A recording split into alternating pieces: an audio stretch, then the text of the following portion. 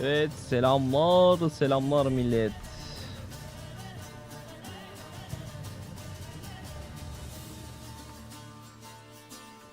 Bekliyoruz şu anda. Bu 12 dakikamız daha var.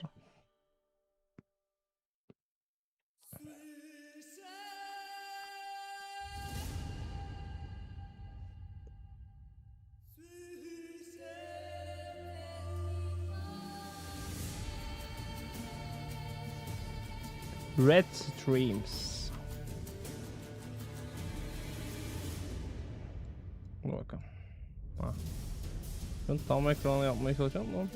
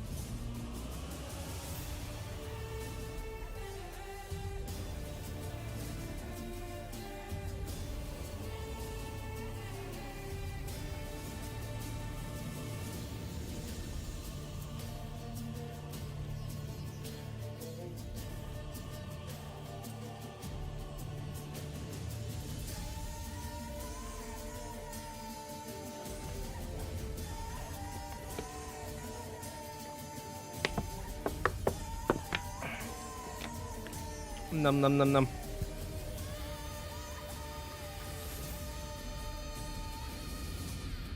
10 dakikamız daha var ya, sakiniz o konuda.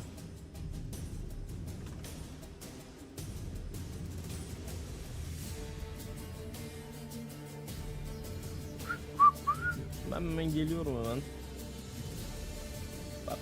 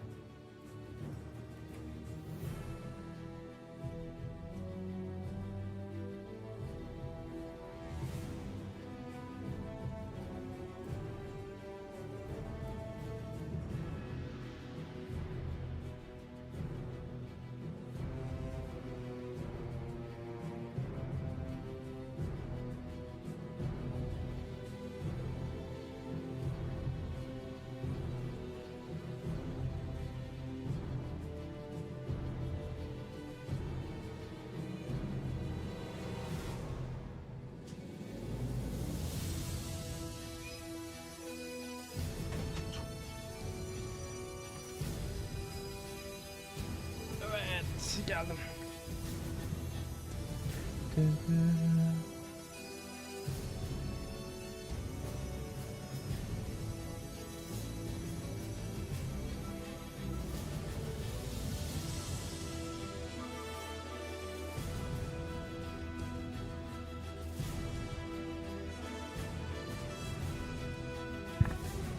Aynen böyle.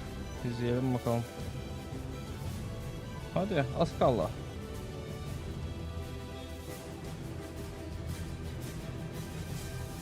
Tıt tıt.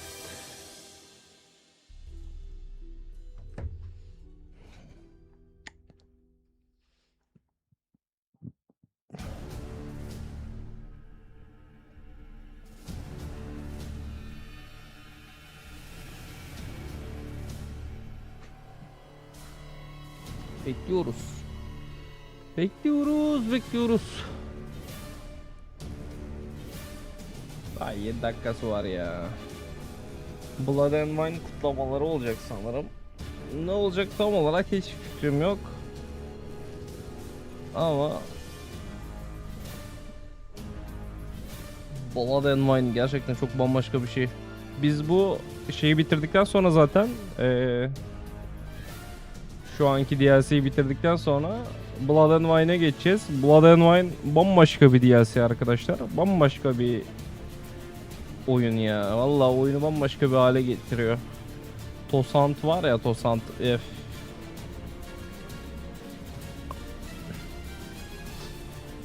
Gerçekten harika bir yer.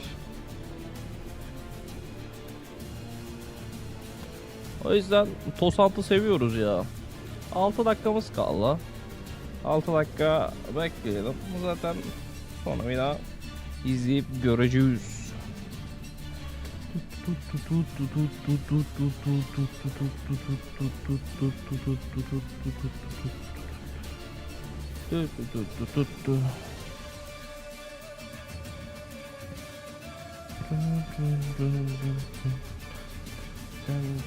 Müzikleri de çok harika ya.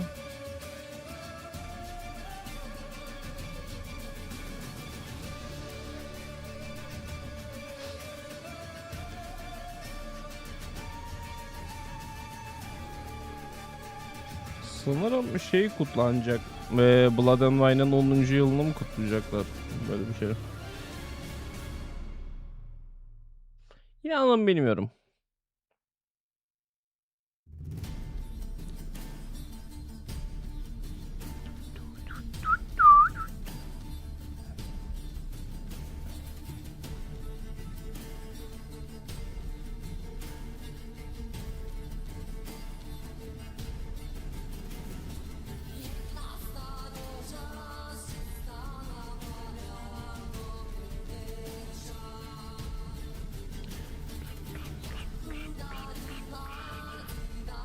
Hazır mıyız arkadaşlar? Hazır olduklarını zaten otomatik giriş yaparlar. Zamanı bekleyeceklerini düşünmüyorum ama.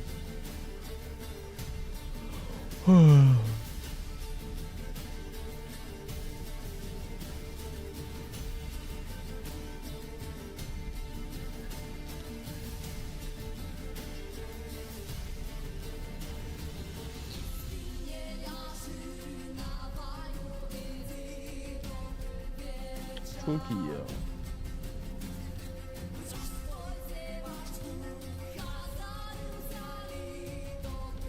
İsmet, şeytanın komşusu.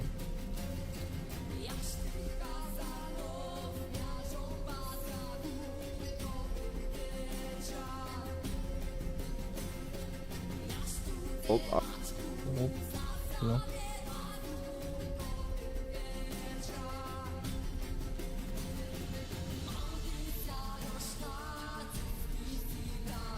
Allah aşkına sen robotsun. Robot nasıl basur olabilir ki? Peki sen.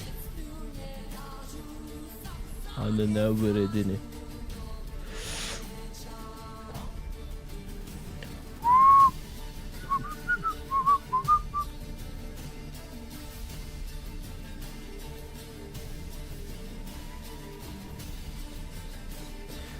Tıt tıt tıt tıt tıt tıt tıt tıt tıt. Bir robot nasıl basur olabilir ki basur? Peki ya sen?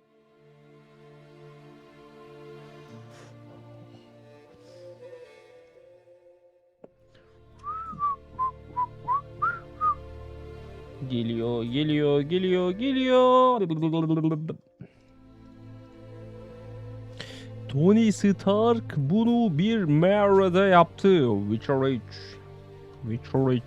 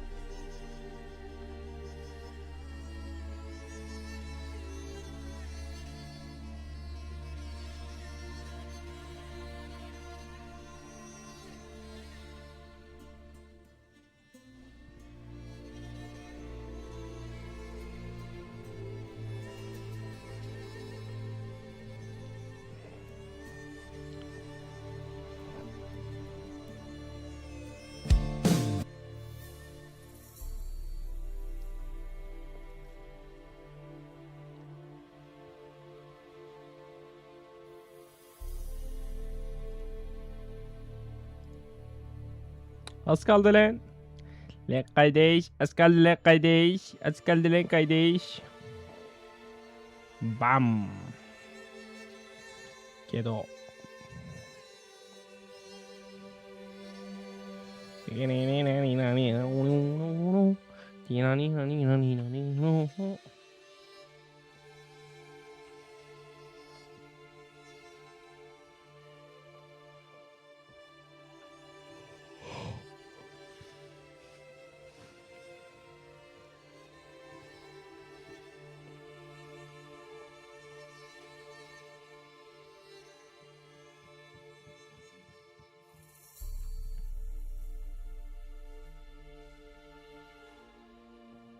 Öttürme lan.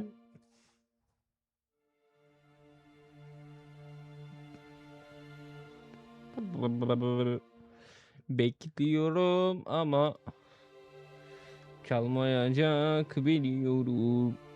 Yüreğim diyor ki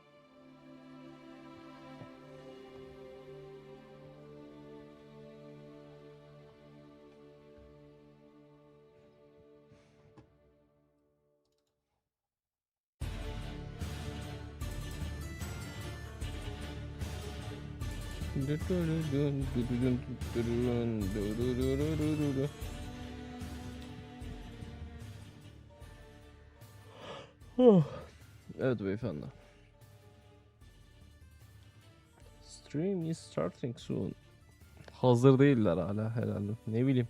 Hello everyone, welcome to Corvo Bianco. I'm Amelia Kożycka, I'm an expert community and social media manager, and I have amazing guests today with me. So before we dive into what's going to happen today, let me introduce everyone. So I have Laura Beisel with me, senior community and social media manager. Yani ama sofraya falan şeylere bak, kılıçlar Environment falan var art orada. director, Thank you so much for having me here. straight from Boston. Straight from Boston, actually, literally straight from Boston. And we have Yep. Magdalena Zich, senior writer coordinator. Polis, hepsinin, hepinizin polisinizden. Right Betzel. behind the club. Bu o Alman galiba. We're gonna play the Blood and Wine today, and we have amazing Sebastian Sheika, our lead, playing the game live. So you know, if you have anything that crazy he could do, please drop them in the chat because we have our community managers, our moderators, checking the chat. Bütün komüniticileri, sosyal making notes, medyacıları sending them toplamışsınız. our way. So Blood and if there Wine is something masasına. crazy, you know, something might. Makaronlara bilmem But nelere. yes, we're here today to Almışız kardeşim. celebrate Blood and Wine. As you can see, we have festive table. We have some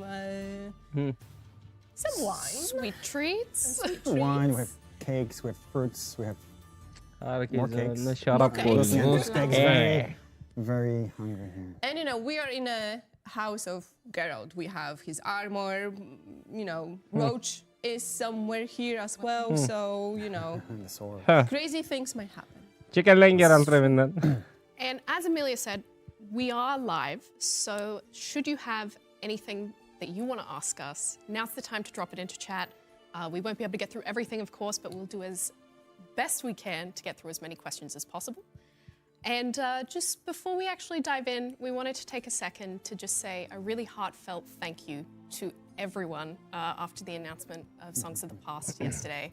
We have been inundated in the best way possible with questions and a lot of really lovely messages from everybody. We just wanted to say we love you, we appreciate you immensely. And on that note as well, we just want to mention that today we will not be showing you anything new for Songs of the Past. We're here to celebrate a decade of Blood and Wine. And on that note, for everyone who's actually watching this stream live or afterwards, we do have a really small surprise in form of a contest that you will be able to win 3 of these freshly cooked from our friends at Display. Onu da alamazsınız lan. So I want one. Yeah, Oh, actually, yeah, we still we want can- one. we can make it work. So yes, please drop in the comment section on YouTube during the stream, after the stream, your favorite memory from Blood and Wine, and the jury will pick 3 of you, and we'll send it your way. So we're waiting. We want to hear your stories. We want to see your memories. So you know. No pressure here. Yeah, no Ama problem. burada şey olmuyor ama değil mi? So yeah, on that note, guys, 10 years. I want to start with Videodaki saying, gibi. I think there's a Söylediklerini alt mistake yazı somewhere here. geçseydi. There's no way it was 10 years already. I mean, it's crazy to think about that. It's really crazy to think that 10 years has passed because I have such a fond memories about working on this game and you know how much love and passion went to this. And yes, I'm still amazed that we are celebrating this 10 years. But also for me what's very important is the fact that Ne dedin de kafa sallıyorsun Witcher lan? still brings so many emotions, Dedim so much kendime love ya. and so much care into our fans and our community. It just shows that, you know, Geralt is a very iconic, I would say pop culture character in our world, and it's just amazing to think that, you know, we're part of that. It's just crazy. And yes, 10 years. I think they're lying to us. I think Oğlum there's sen mi yaptın something- karakteri de bu kadar ikonik olup for olmamasına me, it's şaşırıyorsun very funny ya. because if you asked me Yani. this some years ago when I was elbows deep in cyberpunk, like living the lives of V and Johnny and Judy, then I would say, yeah, of course it was 10 years, it was 20 years ago. It was like, it never happened. But now when I'm back working on The Witcher, actually, then it's like you said, it was just a week ago when it was released because it's all like came back and it's so fresh. If in you're my watching memory. this right now, all the memories, the song, Leclerc, Beautiful. crazy. Speaking of the song, it's very, very different from what we had in the base game. So like, let's say Skellige and then, you know, Hearts of Stone. How did you guys came up with this idea? Like, was it difficult to design completely new version Bambaşka of bir the oyun Witcher olmuş world? ya ama şimdi. I mean, Blood and Wine I think Çok first başka bir came the şey idea ya. of having vampires there. Adamın çükünü And then we çalıyor thought- ya. Where could we put this story of vampires that would make the most sense, kind of, that would be the most interesting? Because, you know, if you think of vampires, you automatically think of gothic, dark, you know, everything broody and just a nighttime. So we decided, okay, so let's take this beautiful land that was described in the books of Toussaint and let's put the story there. So we wanted to, you know, just play with this juxtaposition of this funny contrast. Çok I fazla was about mampi to var, exactly mampi say this, and mampi. It's great that you use this word. It's a contrast. Harika bak. And of course, I wasn't part of making the decision to be part. This game will take part into Song. Az çok But dediklerini I anladım. think it worked phenomenal. If you remember Yani the first trailer we dropped, it was Blood and the story Wine'ın about, hakkında zaten you know, şeylerden the bahsediyor. character İleride narrative oynarken de versus, konuşacağımız şeyler running zaten. through how great Toussaint Ya is. geceleri, Fun, they ortam feast, değişikliği, they party, they drink a lot of wine, işte they make wine. It's all those vampir great olması, things you bilmem think ne about olması this. And I falan love böyle. this trailer because at the Artık end, there's a konuşacağımız question, yerler. why Geralt is here? Why we invite here the monster slayer, right? Why he is here if it's all goes so well, and then there's a switch to it. You see that love, you see Reg is there, and you're like, it's very dark. It completely changed the tone. The trailer completely changed the tone. And I think to your Temasından, point, Maj, I think karakterlerden it's falan exactly that. konuşuyorlar. Look in this world, this- Defa konuşuyorlar. it's a fantasy picture-esque world that nothing can go wrong, yet everything goes wrong, right? And I think that Çok that harika bir brings that yapım ya. contrast. And I think going Blood back and to Wine the- gerçekten çok the harika bir yapım. question, of course, the whole to song, it was incredible amount of hard work for the whole team. And of course, great shout out to Lucian Diencek. He was art directing the whole expansion pack when it comes to environments. And I always remember when he said one thing to us. You have to work and build this world in a way that if a painter would sit anywhere, it would look like a picturesque vista to sit down and just paint it. And I think that stuck so much with in our heads because we try to make those vistas and those open opportunities, like even the palace here. Ha the evet, whole böyle Beauclair, fotoğraf it's çekme very şeyi much- falan var da fotoğraf modunda I mı? would like to think that we did a great job. here. Fotoğraf The modunu team hiç did a great böyle job, but kullanmayı it's a very denemedim bu arada. picturesque, world and the sun, the colors, like the whole Baksana color palette şuna being mesela. completely different.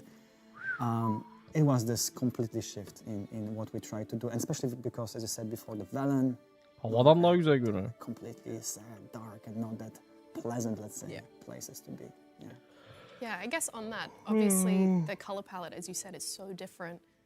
What was sort of the Nah. things that you were thinking about trying to create this almost like Mükemmel. fairy tale? That's look exactly to the what it world? was. Like, were there inspirations Kardeşim, that you were full- drawing from, or like locations? Blood that and you Wine'dan think of that made bahsedilecekse you think this is the color palette we want to go for? So definitely the world itself was heavily, kaçalım ya, ne heaviest, yapacağız? inspired Ya by gerçi Tuscany, Blood and Wine'ın Italy, 10. yıl province, kutlamalarına which is özel France, and it's not the şeyler diyorlardı wineries, ama a lot of those nice, hot, very pretty places. I think the color palette again, this was a lot of that trying to find the en contrast. azından burada bizi gören also insanlar trying to find kaçmıyor. this Aa Witcher gelmiş, balance iyi ki between geldin falan diyorlar. how far we can push the Yani colors to daha make them motive look bir like yer. fantasy, yet Bizi they still istiyorlar. blend Diğer with yerlerde taste. pul falan flavor. yapıyorlar böyle. And I remember those, Adam those yanından conversations geçerken were, like, bana really tükürüyor having, ama. Are we too far? Or is it not enough? Yani Like, let's adamı push it dövüp further. And öldüresin Lucian was like, geliyor. going crazy. But I think that's exactly what it is. It's trying to find that sweet spot. And it's really hard to say where it's done. It's like you have to feel it. But yeah, it was a very fun process for sure. And it also has to be difficult from like the writing perspective, right? Because you have to match the colors in the story as well. So it's not just, we're gonna put vibrant red and yellow and green everywhere. It's just like the story also have to be, the nights and all that, right, of the song. So Yeah, but it's on the surface. Like you think that in such a Regis. beautiful land, the people would just be happy, a bit drunk all the time, but Harika generally bir just usta vampir. so happy to be there and peaceful because this land is far away from the war. It was never like nothing bad happens there on the surface. That's what you think, but actually when you dig deeper in the story, it turns out that actually there's a lot of bad stuff going on underneath and everything is rotten and just falling apart, like Geralt's villa in the beginning. Do you have something that you were sort of the most proud of in the creation of this space for players? You want to start? I would like to say again, I think, it is a huge collaboration across all the teams. And I think, first of all, the fact that this expansion pack, because I think it's a big difference, the whole story was built pretty quickly. It took us a bit Yok over a ustam year. ya. And the fact that the team worked so well and the vision was there, I think it was I'm a very proud part of that because it just made the whole process to be much more fun process because you knew what you want to do. And when it comes to banking the world, so it was funny because the fact about Blood and Wine is, for me, it's a very Böyleyken important part of my career. çaktırmadan Because at that şeyi de time was starting Açabiliyoruz my mu? first step as a manager to work with the team, and my responsibility at most was to work on the Yok açamıyoruz galiba. studio booklet. And I'm proud of that. So I'm gonna be very honest. I think like we did. I know it maybe sounds a bit, not humble enough, but I'm proud of that. I think the team did a great job. today we can, we can't be not humble. It's a celebration. It's a day. celebration. So let's go with this. So I'm absolutely proud of this, and it's a big, massive world. It's as big as Velan, I believe, and Novigrad. The map is huge. So the team already did a great job. And also what I do like, and I can talk openly about this right now, is that what I said before about the team being so passionate. Evet. We put a lot Ya of things bunu hafiften mi on the kapatabiliriz o zaman? Bir olması gereken şeylere bir geçelim ya. Dur. Oyun yakalamayı bir çevirmemiz lazım.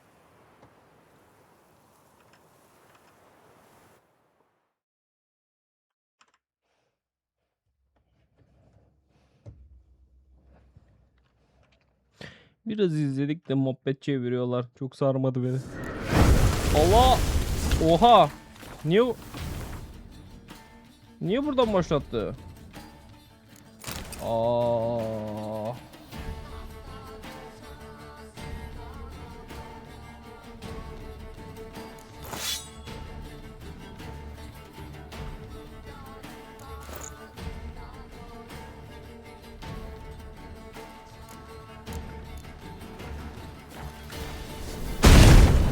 Allah. En azından çok fazla vurmuyor artık.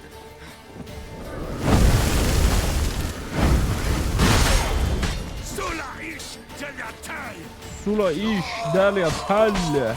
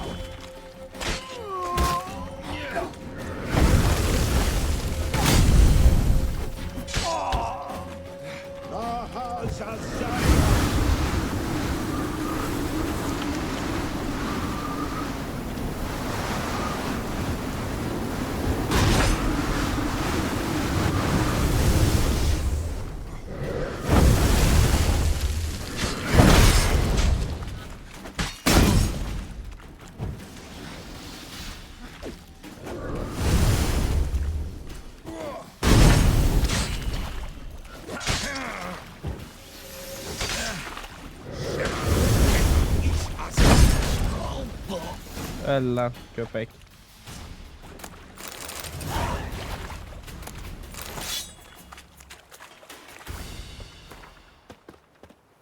Tüm bunları yaptıydık ama bizi buradan başlatmak istediğini söyledi.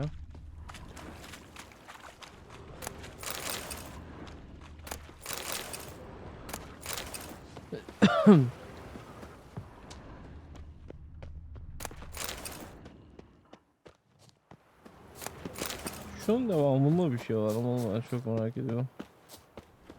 Yok. Bak şimdi.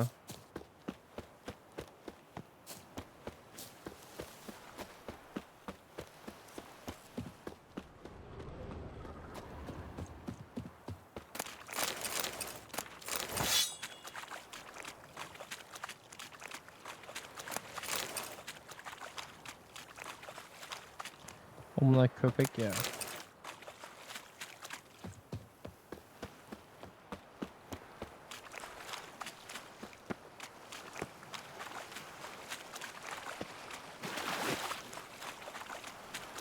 Şurada birinin hazinesine denk geldiydik galiba.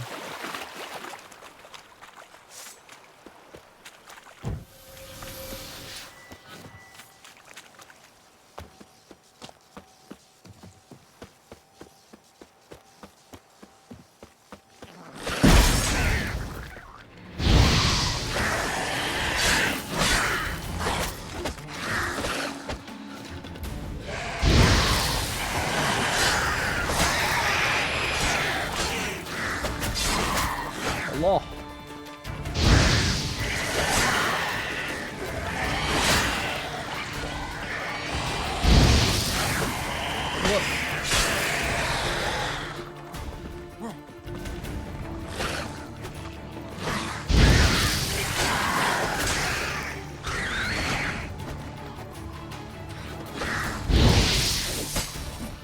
Yanmadı köpek.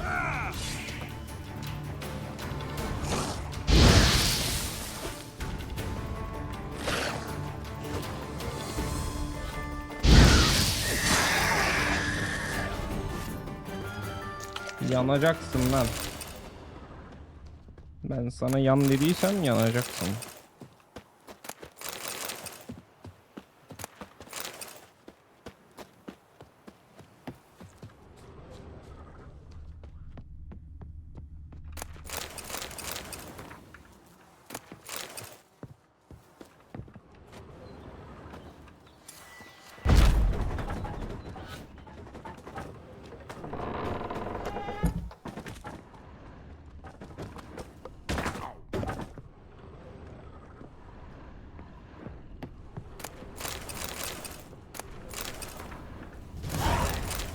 Evet, dün bunların hepsini yaptığımız için şu anda ne yapabileceğimizi biliyoruz. O yüzden.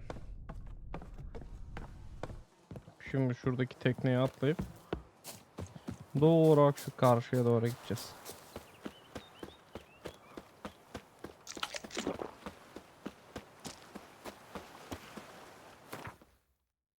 Hazine avları.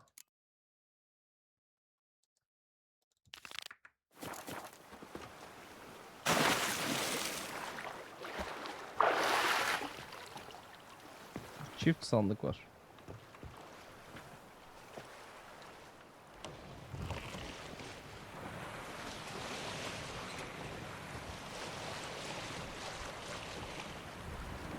Bir tanesi şurada, diğeri şu ileride.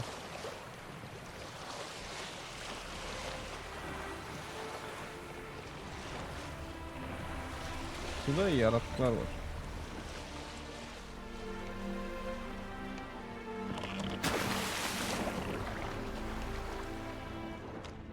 Şurada bir tane sandık var. Neredeydi o ya? Ha şurada.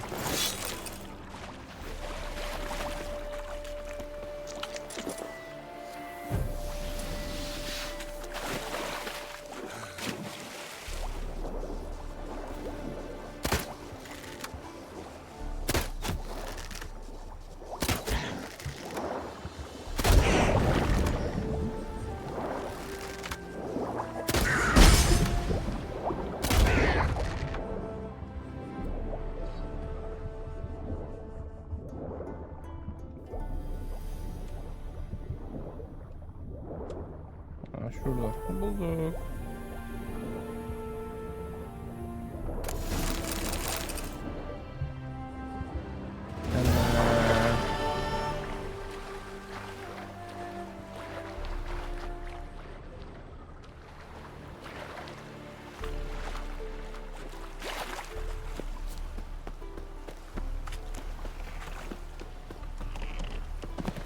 Oh shit.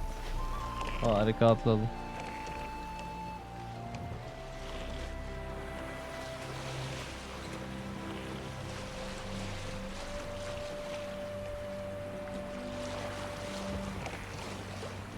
Sıçtımın lavukları ya. Hırt ettiler.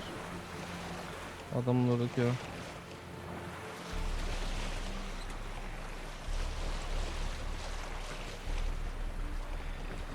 Neymiş, beni kaçıracaklarmış. Prensi öldürmüş. Ulan senin prensin kurbağa öküz.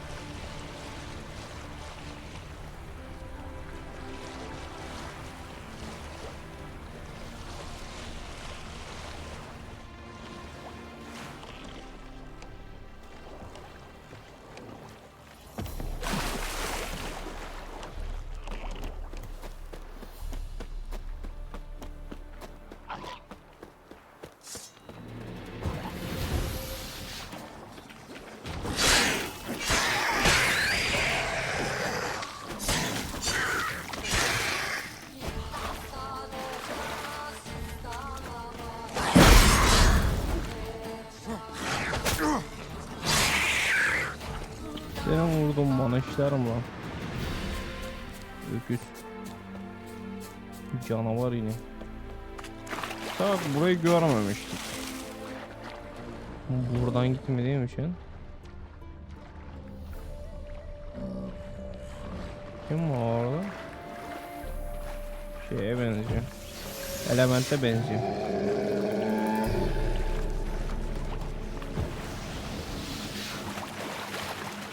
Let's dance.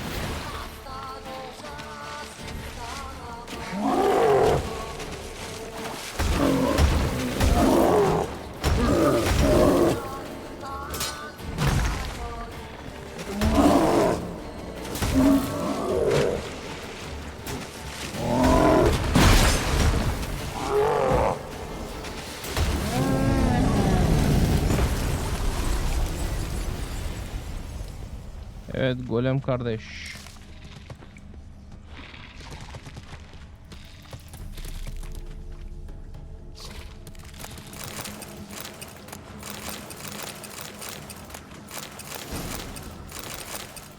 Efsanevi kedi çelik kılıcı ha.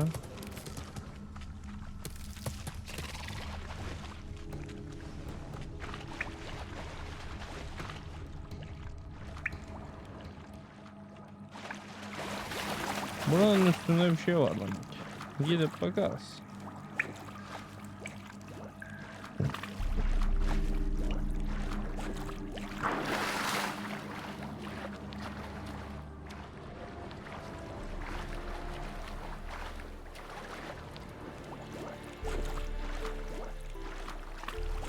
Ya da aşağıda mı bir şey var çünkü kuru kafa gitmemiş.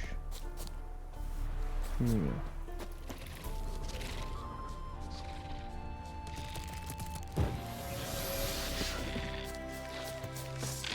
Bu ne lan? O ne lan? Oha nasıl. Zırhlı ara kas ilk defa karşı.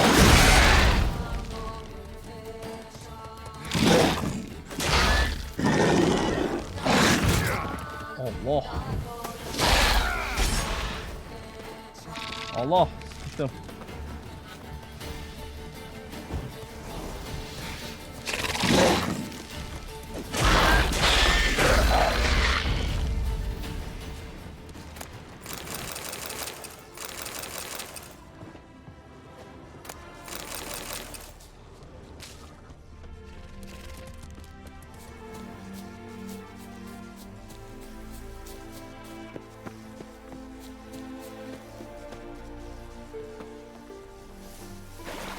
Burada bak demek ki her şeyi tam bitirememişiz.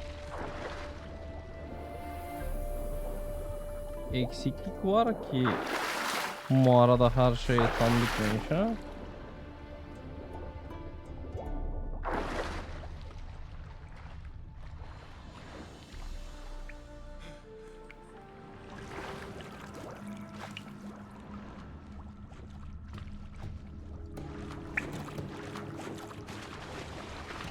Yo. Ha şurada bir eksiklik var. O zaman şöyle bir saat attıralım hemen. Canlı olur alalım. There's something here. Need to use the eye.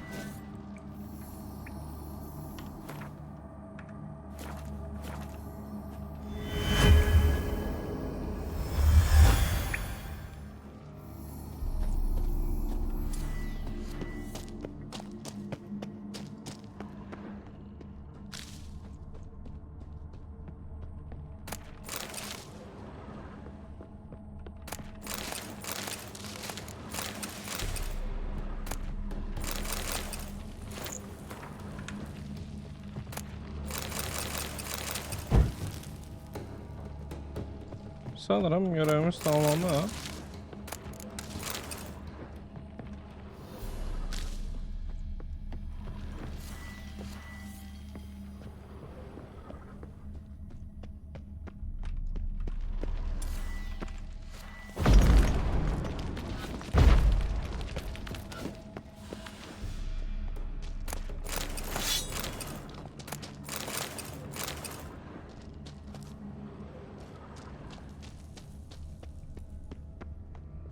Galiba tamamladık.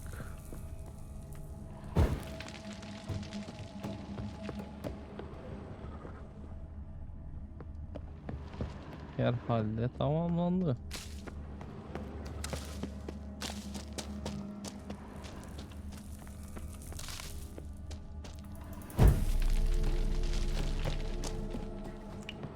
Burada zamanında birileri yaşıyormuş. Bir simyacı. 2 tane zırh çıkardık.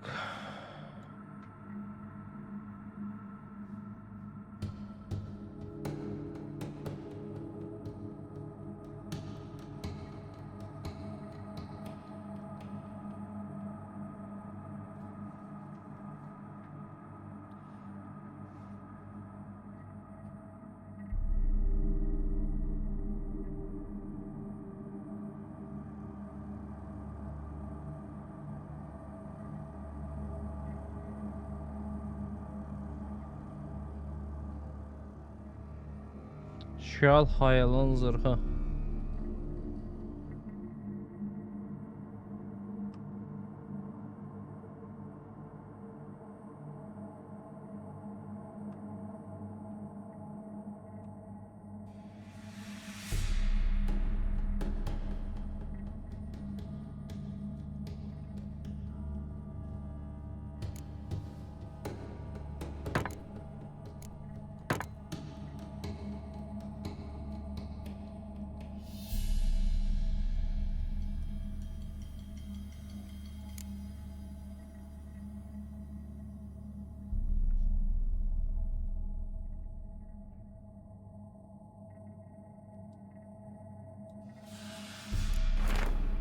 Jester'ın bir şu an yaparken şeyde biraz daha İTM yaptı tabi sonuç olarak muhafız yerine lavabomuzda şimdi ayakkabı katlarına sonradan birliğe girelim.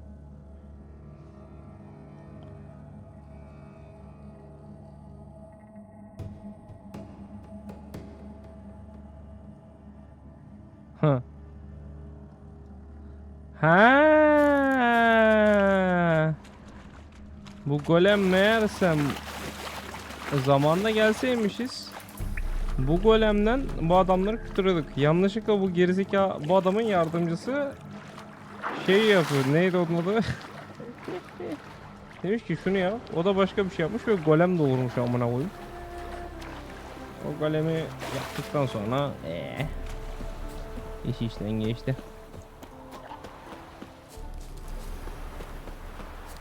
Ne yapacaksın?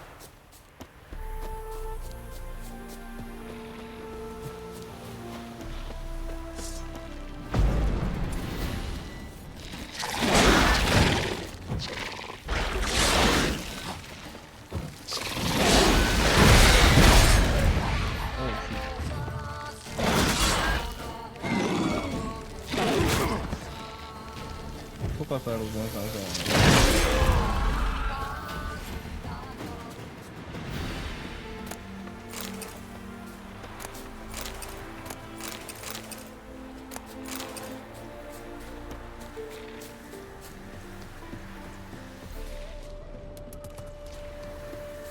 Zırhlı endire kadar gördüm bu gözle.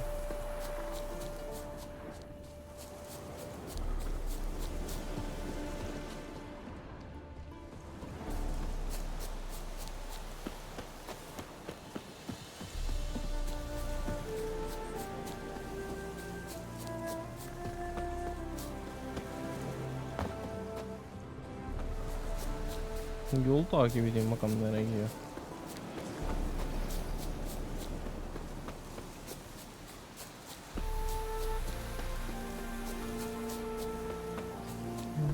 Aha, geyik yuvası.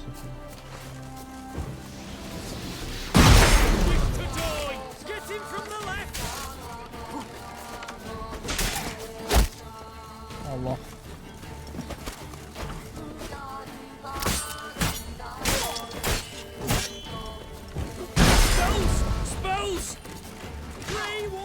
Allah.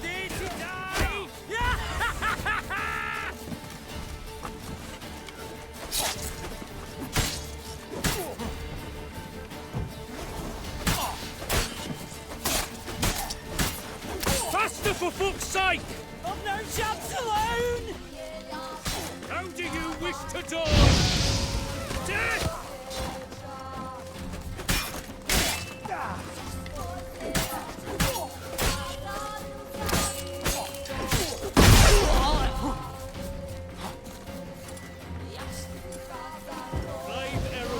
Not too late to surrender. Bak aldınız mı cevabı? Köpekler. Allow him! Come on, all together! Get him from the left!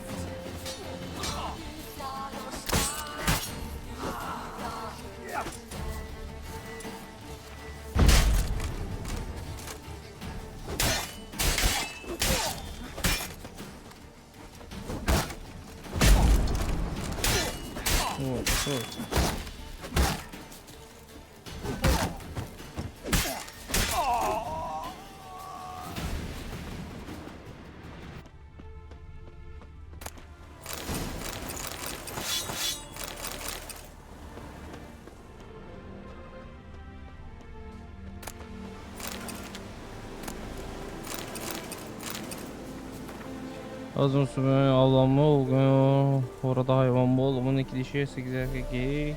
Oğlum.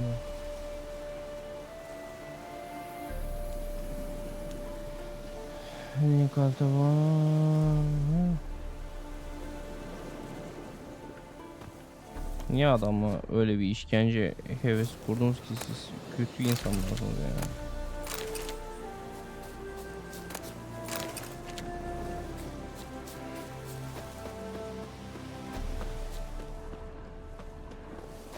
Bunlar işte böyle insanlar.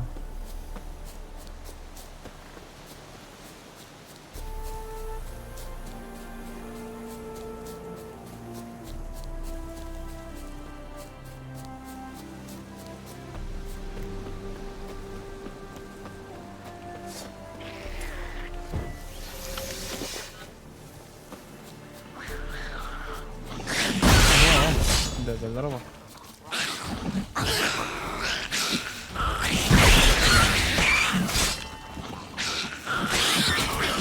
Çok fazla veletler ya.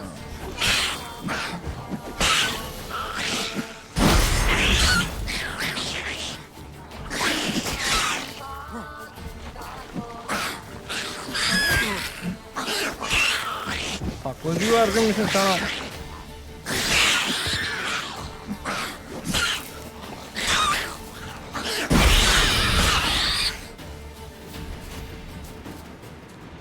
Mechas surface here, dig their way out.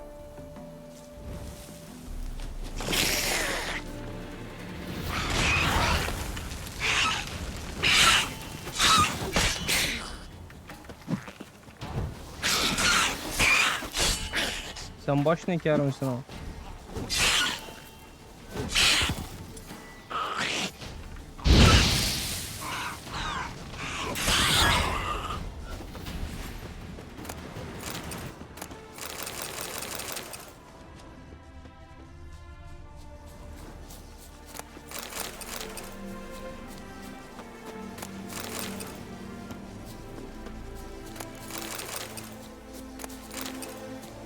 Aynen öyle. Adamı yok ederim öyle. Eyvallah. Top.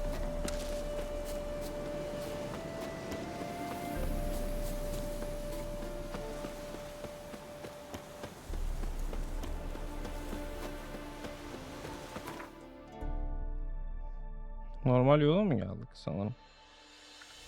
Bilmiyorum ki. Burada artık Roach'u çağırabiliriz. Ya şimdi hızlı gidersem diğer türlü etrafı birazcık daha keşif için takıldığım için.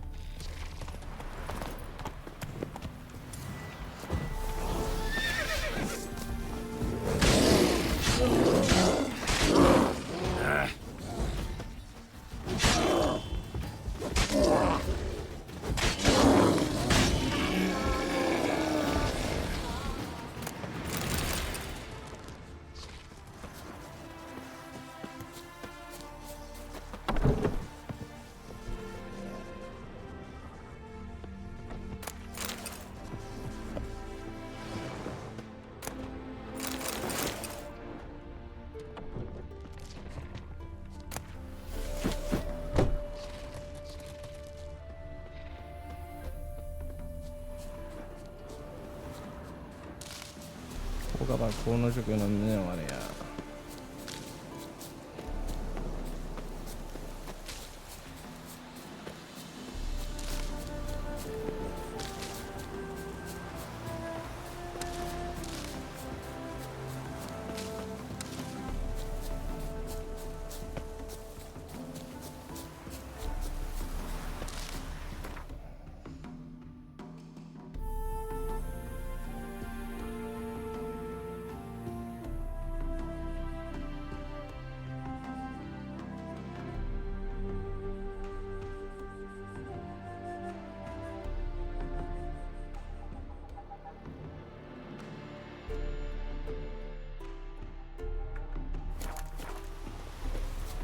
Hadi gidelim.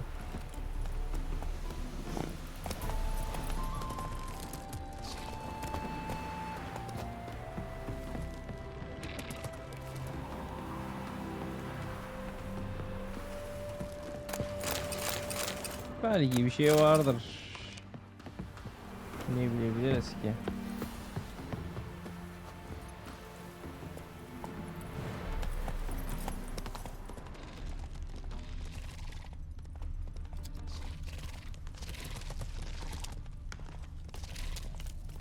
Not your lucky day. Tamam, burada şey falan yok. Yuva var mı diye baktım da yuva yokmuş. Maybe you ought to turn around.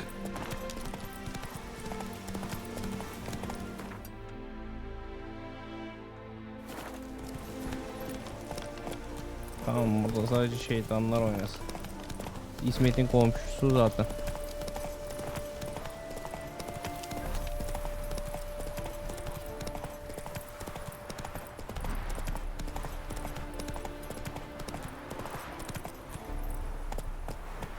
Bu ne lan? Çok garip ya. Köstebek perşembe.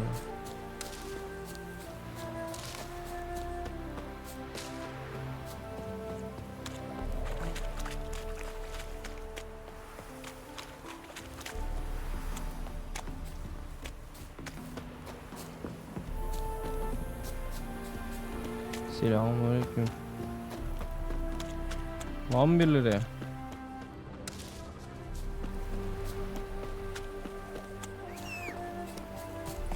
Yok sanırım.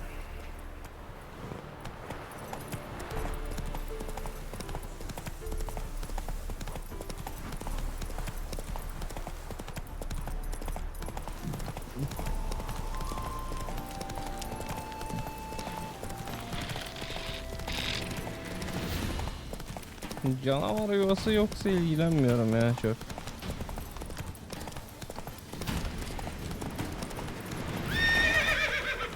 Atla koçum. Sana atlama diyen mi var?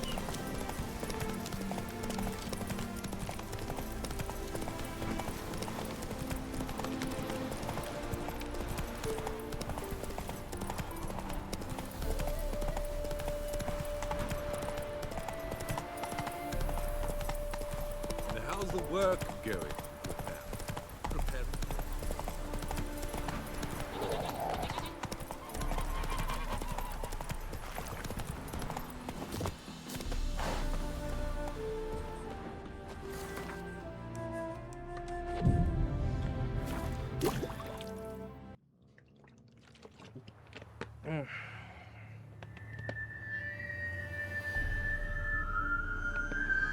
Geldi.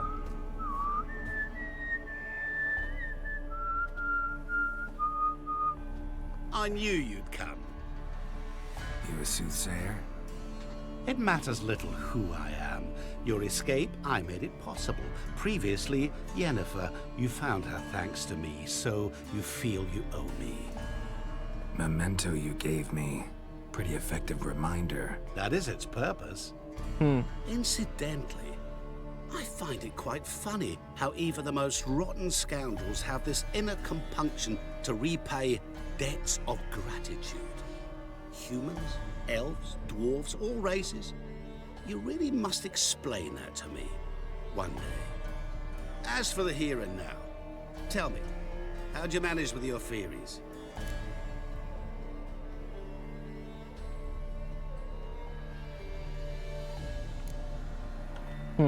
Thanks for your help, really. But you could have chosen more conventional means. Given me the key to my cell, for instance. Oh my, far too simple. I dislike Niye simple böyle yaptın bana? solutions. Do you like them? Doubt we're here to talk about my preferences. True. I'd much rather tell you about an individual of interest to us both. It's about a man, worse than most. A vulgar, despicable man with a heart of stone. A man who refuses to pay his debts. Really think this'll interest me? Any reason why? He's wronged you as well. His name is Olgierd von Everik.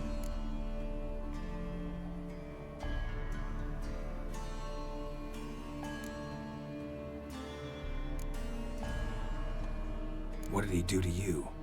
Before I reveal this, I'd like to make one thing very clear. Olgierd von Everik did willfully and maliciously conspire to cause you to kill a man who might have been cured. Had I not intervened, you would have lost your head for this. Do you know why he did it? Because he's a degenerate monster in human flesh who feeds on the pain and suffering of others. Birazcık Well, daha you abarttın clearly o. don't like him. What did he do to you? He and I made a pact. A pact under which I called on my many talents and associates to give him what he desired.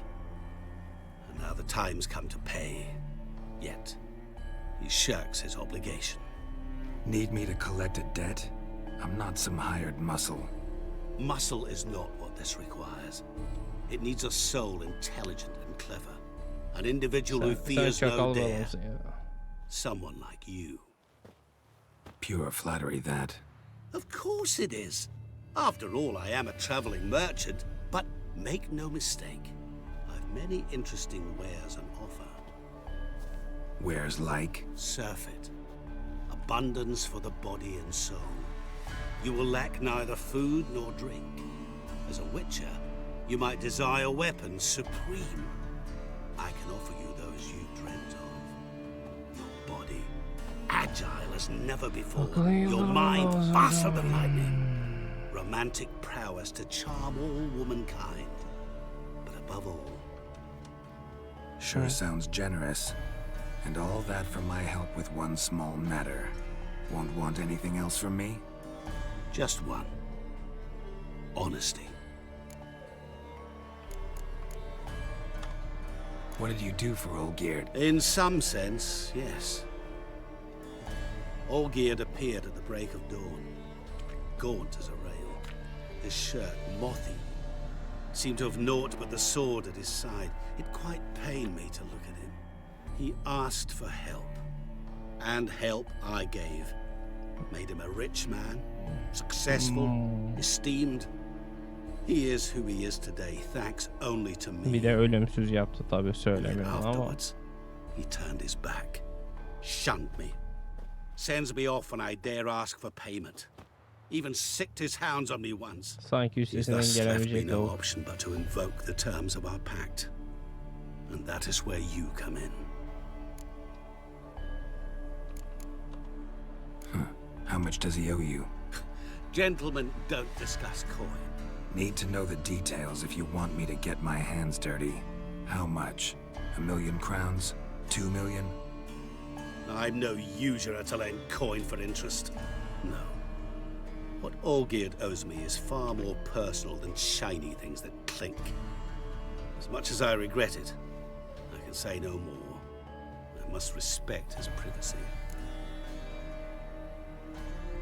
What about you? Call yourself a man of many talents? Can't you take care of this? Therein Halledebilir. lies the catch. Our pact states that before I can collect my due, I must yet fulfill 3 wishes for Von Everik. But I cannot fulfill them myself directly, making use instead of a... how shall I put it? A proxy. Ha, dilek dilemiyor yani, So what sözleşme you need's bitirmiyor. a sucker. What I need is an ally. What do you expect me to do? To start with, join me in paying Von Everik a visit. Then, well, then...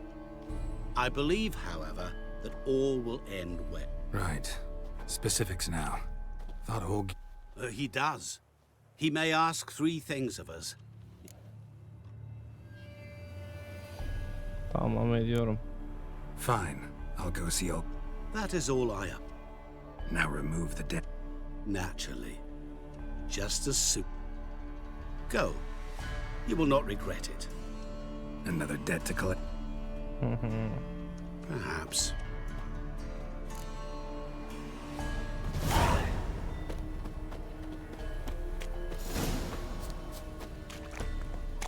Hadi bakalım.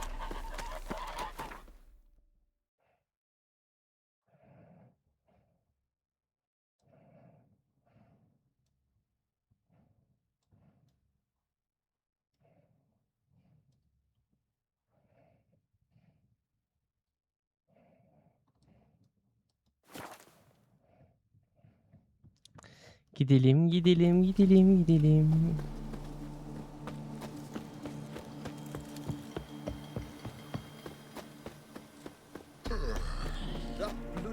My fists are itching for a fight.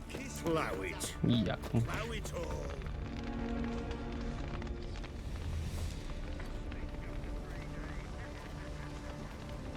Well, look who's here. The Witcher with the fists of steel. What's new? Got a growth on your platter there. You catch some kind of a fiery pox? Could say so. Manners burning, you noticed? That? All right. You know how it is. Feast drags on with plenty of dancing, merrymaking, rough play. We got a bit carried away, truth be told. Plain to see. Where's Olgierd? Damned if I know. Must be somewhere hereabouts. No! Please! I beg you! Shut your trap. Let me go! Leave me be! Shut it! I ate with yous! Drank with yous! Fought beside yous! And you'd kill me now? I'm one of yous! Çok Might have been, but not no more you ain't. What's he guilty of? What the fuck's it to you? Not your concern, mate.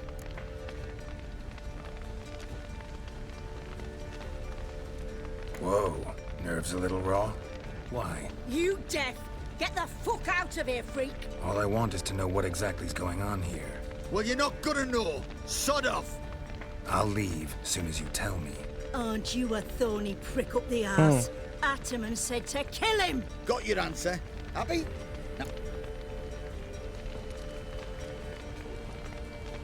Wait, Konuşalım tabii. I know Olgierd wants him dead. Just what the fuck is it? Nothing really. Merak. Cocksucker violated our chivalric code. Just one penalty for that. Death.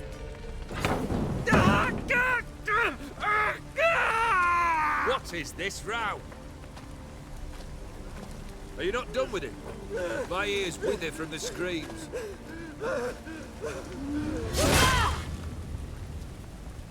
Ah, Geralt. As you've returned, might I assume you've cleared the sewers? Or have you not been there? You killed my father! Salak ama. Not I. You lie! Whoreson!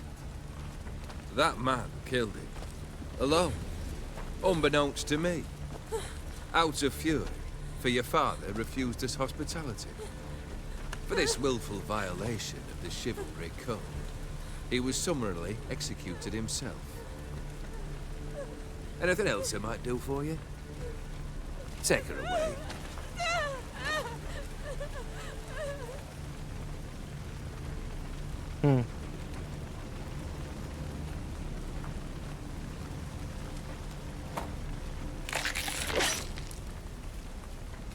Now, where were we?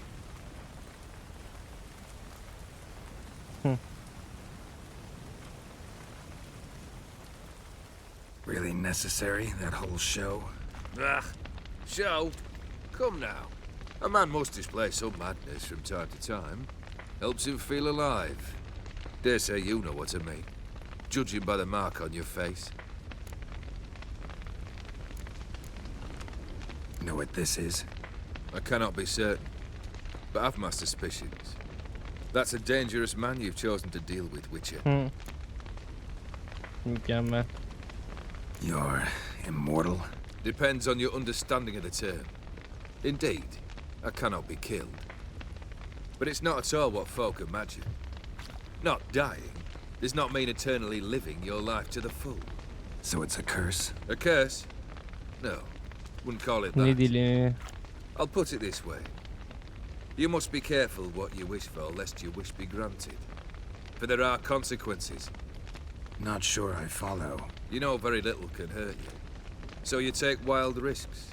Chase extreme sensations. There comes a point you've done it all. And all seems boring and monotonous. The trick's to plough through that moment. Go further. Reach beyond what's known as possible. Killed the beast in the sewers. Congratulations are in order then. Your reward. You're also welcome to take what you wish from the manor house. If anything left uncharred, that is.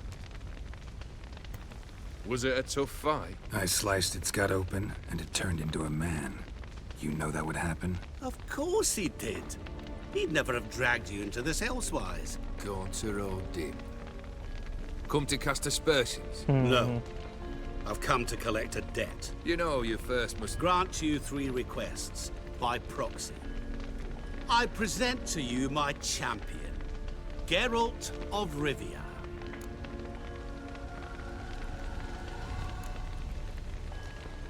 That true? You know the Toad was a cursed prince? He didn't just know. He brought about the curse himself. Did he not mention that bit? Well then, allow me to tell it. Quite the gripping story. Olgierd once loved a beautiful maiden named Iris. Yet, her parents chose to offer her hand to the Crown Prince of Ophir. Olgierd grew to hate the poor sot. At first, he wished to kill him, then decided this would be too simple. So, instead, he condemned the prince to a base life in a toad's bloated corpus. Yet he grew bored of watching him suffer and decided to end it. By your hand. Remind me, Odin. Who was to fulfill my last 3 requests? My assistant, Geralt. Then be gone. I don't wish to look at your face any longer than I must.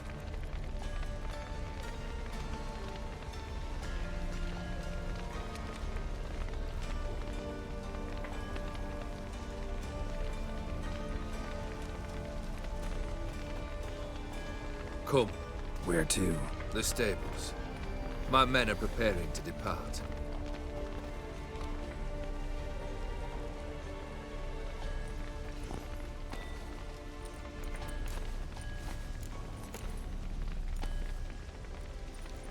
Beni bilerek tehlikeye attın ha. Could have told me the truth about the Toad. I simply wanted the beast dead. I could not know you would respond to them. Yeah, I must admit, when you, a witcher, answered the call, I thought... Yeah. Might have been able to lift the curse. Perhaps. He was a human being. That bloody Ethereal mutt was no human. His kind is not his... What he said about the prince. Perhaps. Or perhaps the Ethereal Dauphin ate something that disagreed with him. You never... Never heard of food that turns... Then perhaps it was something he drank. I cast the curse. Revenge for a deep disappointment.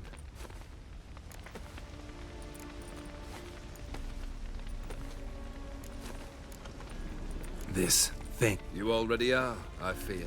Yeah. He did... Yes. Well, then you'll not free yourself of it Yeah. until you've paid it back. But never worry. I shall do... But try your best, and your debt shall be absolved, while I shall live in peace. Guess I Neler gotta pop the bakalım. question directly. What do I need to Görevler do çok for you? eğlenceli. Let me think. We're currently without a roof over our heads. Perhaps we should start with that. Bring me the house of Maximilian Bossodi. His house? So surprised. But why? What's the meaning of this? Second leave of your senses? You mean to mount a filthy horse? Out of my sight, wretch! Know what Vladimir would do to you if he saw? Aye. Vladimir. My brother. There were times he himself stank like... Oh, none rival Vladimir at feasting, carousing. Sadly, he's been celebrating less of late. İkincisi. Fine. Öyle. Seems easy enough. Complete those two. Any hints? You must be mad. I've no... Once I'm done. I cannot know, as my band has planned some diversions.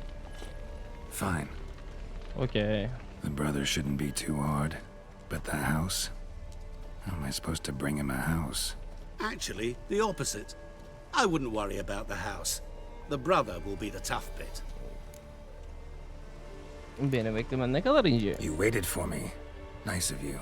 I could hardly abandon my proxy to the whims of fate. Thought I have to fulfill Olgierd's wishes myself. So states the contract. Yet nowhere does it forbid me from providing help. And something tells me you'll need quite a bit to complete the first 2 tasks. Onu nasıl ev götüreceğim? Kardeşi nerede? Olgierd's brother. Why do you think he'll be tough? I'm afraid he's dead. Has been for years. Never agreed to necromancy. Necromancy is hardly your only option for reviving a soul. An old-fashioned ritual, a blood Kanla summon. çağırma. That's what you need. That's like choosing between pestilence and the plague. Besides, I'd need the blood of the summoned. Blood, true. Of the summoned, not necessarily. Here. Where'd you get this? Geralt, aren't you the curious one? Assume it to be von Everett blood and get on with it. Where'll I find... Geralt, I cannot... The von Yeah. Evericks are well known in these parts. You must have met someone. The charming redhead, for instance. Borsodi's house.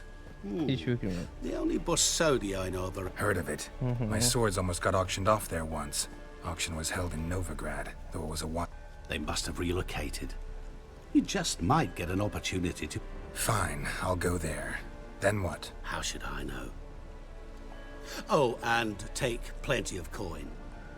Tamam, başlayalım hadi. Guess it... A bit more enthusiasm, Witcher. You know, you... Yay, can't wait. Say I need help. Where'll I find... I shall find you. O bulur. Good luck, Geralt.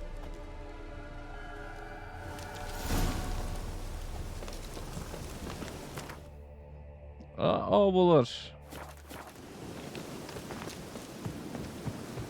Allah bak buluyor öyle şeyleri.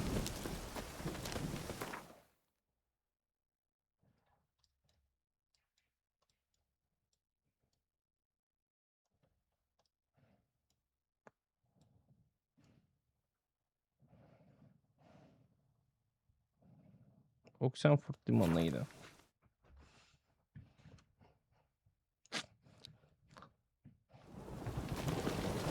Evet. Arho!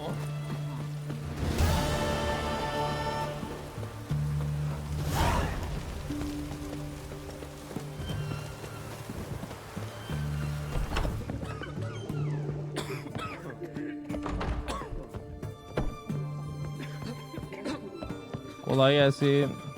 I've tested the slime samples. I believe I'll be able to brew an antidote. Good. A pox in an army can prove more ravaging than even their fiercest foe. Your service will be recognized. How? Will I get a toad-shaped medal? The army's not got any medal like that. Şaka yapıyoruz zaten. Geralt? Are you all right? What's that on your face? Long story. We're conducting important business. Yous can catch up later. Yes. Right. I'll get to work on the antidote. Shouldn't take long.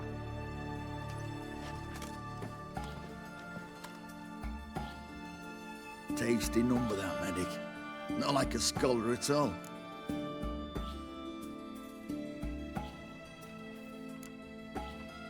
Interesting. Curious to know, what do scholars look like to your mind? Well, all that reading's hard on the eyes, right? So they wear spectacles. Oh, aye. Thick ones, propped on wrinkled noses, and their clothing frumpy at best. Who've they got to dress up for? The books? Fascinating, really. But if I were you, I'd make sure no medic ever overhears you. Huh? Why's that? Because when you get caught in a battle, she might just refuse to stitch you back up. You're a lucky Bence de. bastard, Witcher. We've seen her making eyes at you. Not like she looks at us. Isn't that right? Güzel kadın ya. It'd take a blind man to shrug and turn away. Too true. Meantime, you witches have got especially sharp senses. Here's the medicine. It's a strong solution, so Tamam. careful with the dosage. Each patient gets exactly 2... Hadi bakalım. Serving the Redanian cause? I serve individuals. I treat them. That they're Redanians is coincidental. I'd help Nilfgaardians Helal as olsun well. be. Kedwenis, Edirnian, El... Tamam. Bunca seneler neredeydin kardeş? Aside from the incident in the sewers we last saw, Yes.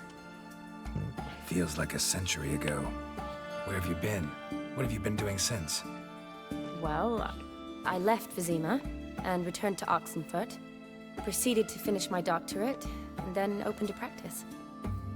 Shortly thereafter, war broke out, and I was press-ganged into the Redanian Medical Corps.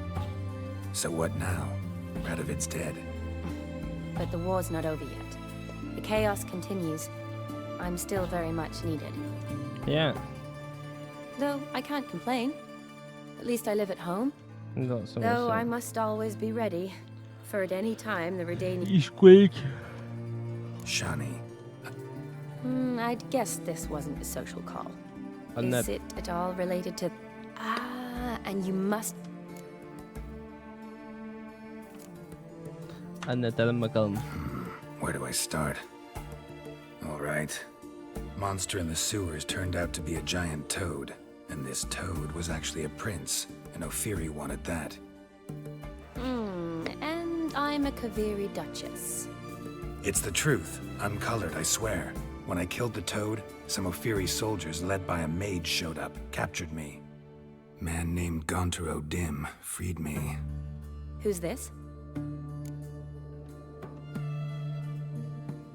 Yayını Türkçe'de. Met him a while back in White Orchard.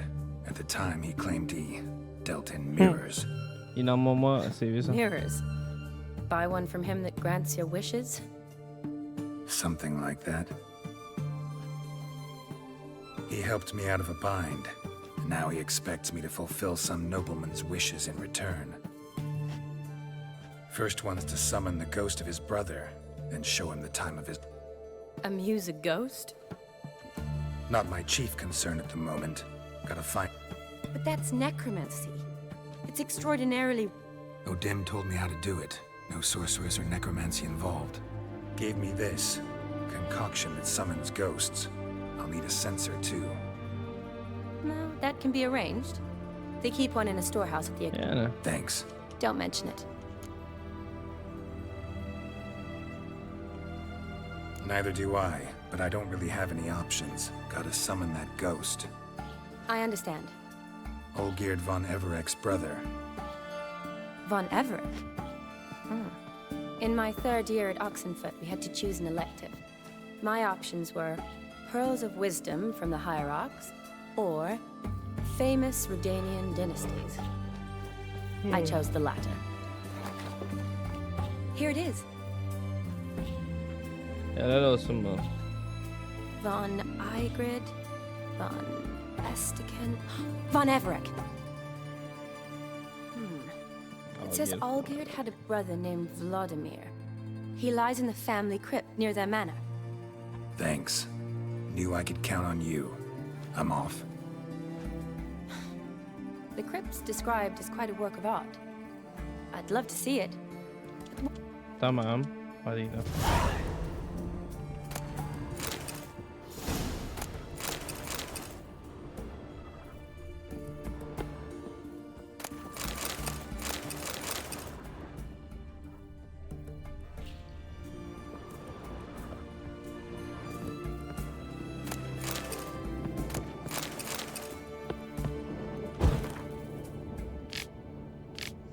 Ayeti Burfu'na ve Kral ve Früdank tarafından Brexit'e kıbrızanı...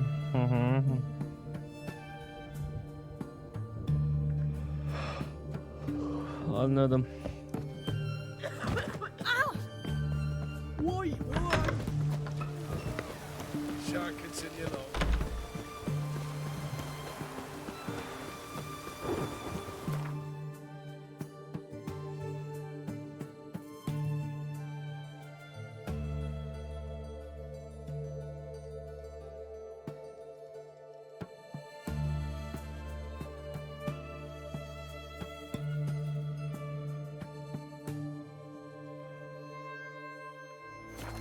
Heh, varsayılan. Ben de diyorum şeyde niye gözükmüyor?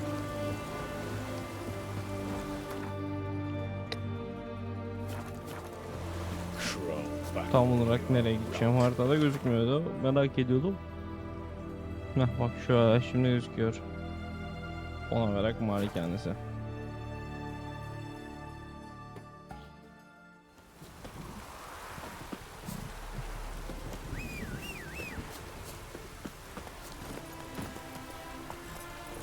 Move it!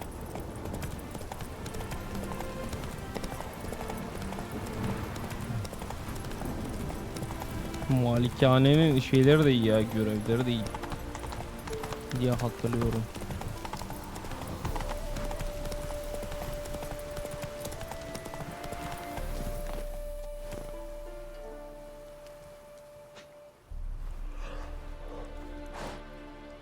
Harsosto harika bir DLC ya. What side is that? How do I put this? Your romantic side? Used to seeing you surrounded by bandages and medicine vials, often covered in blood. That's because you usually come round while I'm at work. Off duty now. Waiting for you, weaving a garland for the wedding.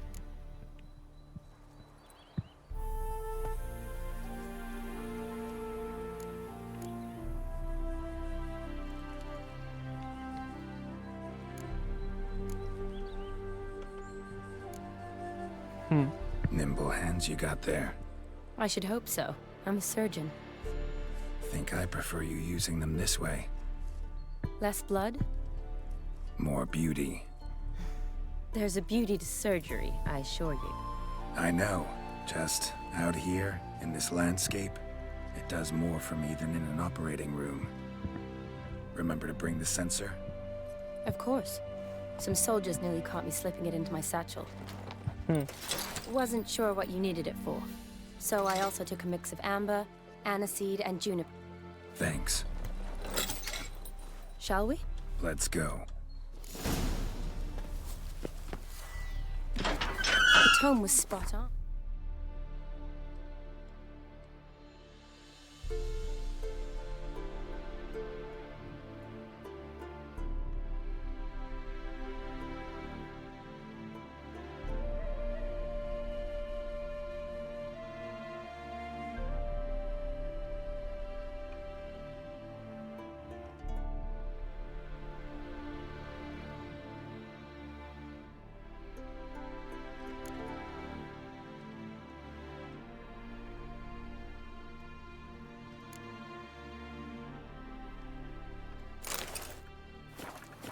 This is impressive. Yeah, too bad it's falling apart. The family hit on hard times. No coin to splurge on such luxuries. Yalnız bak bir şey diyeyim mi? Bu mezarlıkta That looks just a little fena too para var ha. This is no crypt. It's a full-blown mausoleum. Bak şimdi çaktırmayın ama bak. Bak iyi para var. Otur izle. Of yerli kılıcı. Bak, her yerde para.